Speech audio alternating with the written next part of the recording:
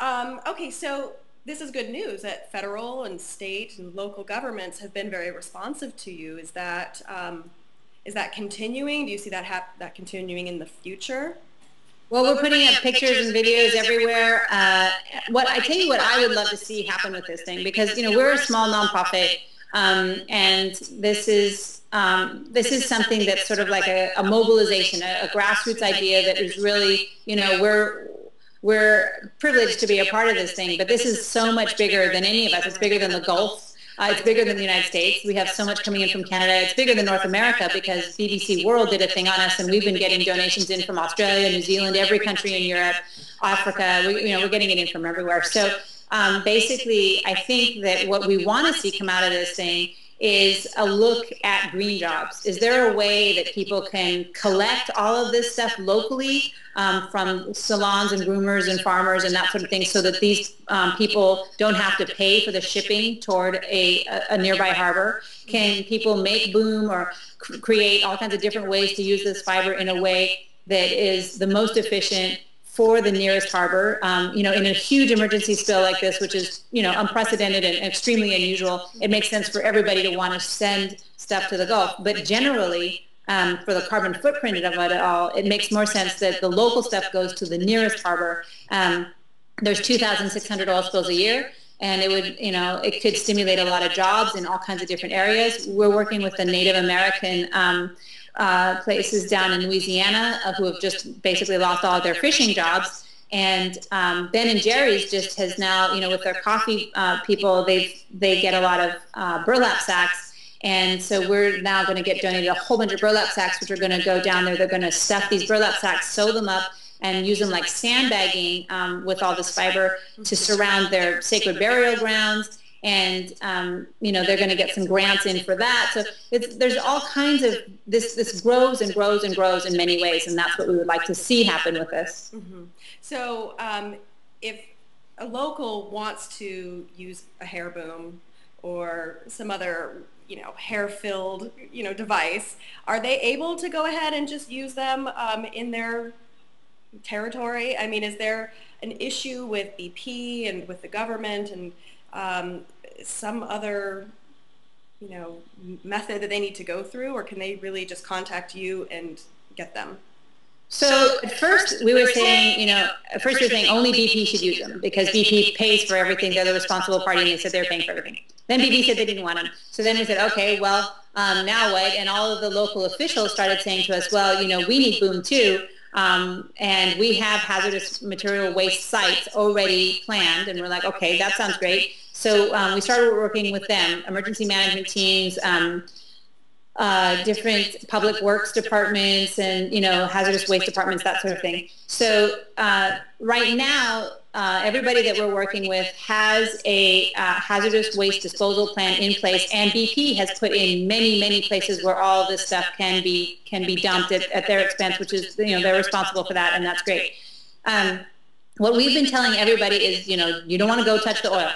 What people have been telling us in the last 48 hours is that's all well and good. Tell that to the oil. The oil is touching us. It has come in now so far deep. It's come in 8 miles inland in some places through the canals in Louisiana. This stuff is working its way in now. We're putting up pictures everywhere on our website, just showing, there's private beaches, there's boats, there's harbors, there's, it's getting, of course, on all the traps, the crab traps, all that kind of stuff. And so people want to boom. The reason that we're saying that we want to go through all the municipalities is not because we don't think you guys can boom. It's because we want to know how are you going to dispose of it. You don't want to have piles of oily, contaminated, with dispersant, hazardous waste piles. What you want to have is, especially since this stuff works so fast and soaks it up in a very concentrated amount, you want to have somebody that's out there using it and then throwing it away. And right now, everybody that we're working with that has all of the boom at the sites is working with their municipality, or in the case of the Native Americans, they have their own incineration system, and they have it all in place because they're a sovereign nation. So. Right. Is there any concern right now over the shortage of booms? Well, short of our Or booms the are hair booms, more specifically your hair booms, yeah. well, it's not a matter of a shortage of fiber. We're getting, in fact, people are begging us to send it. Everybody's so amazingly generous. This is not cheap to send it in, but people want to send it in. Right.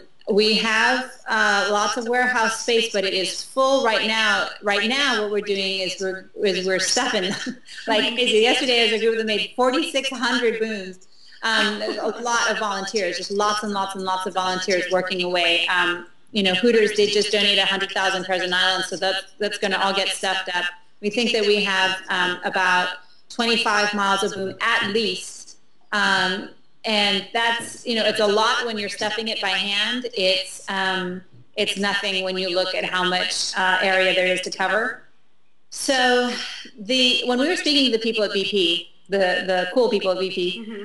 they were saying, you know, we should have the National Guard truck in the alpaca fiber, and we can have the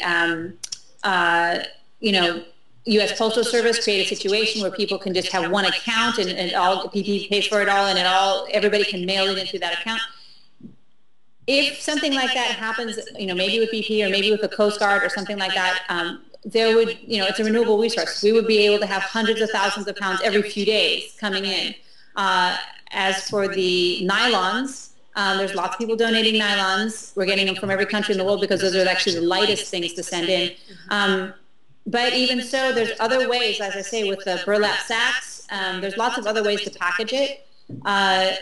So I shouldn't think that really necessarily, if we could figure out a system, if we know that they're going to be used, and we have people that are willing to do it, either they're paid to do it through, we have ARC, for example, the American Retired Citizens Organization, that they can get paid, disabled persons can get paid to make these booms through green jobs grants, and that's something we're looking at when the volunteers start getting tired.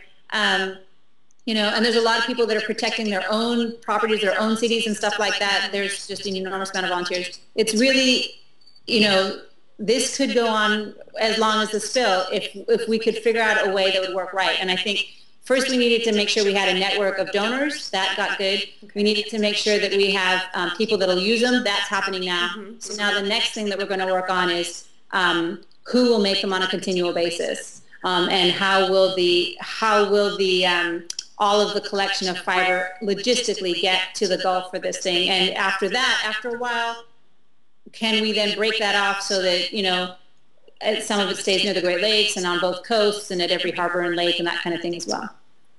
Unfortunately, there are oil spills happening often, and this one is going to take maybe months and years to clean up. So can I invite you back to talk to us as this progresses and as these programs are helping, you know, being implemented and growing? Please do. We'd love that. And it really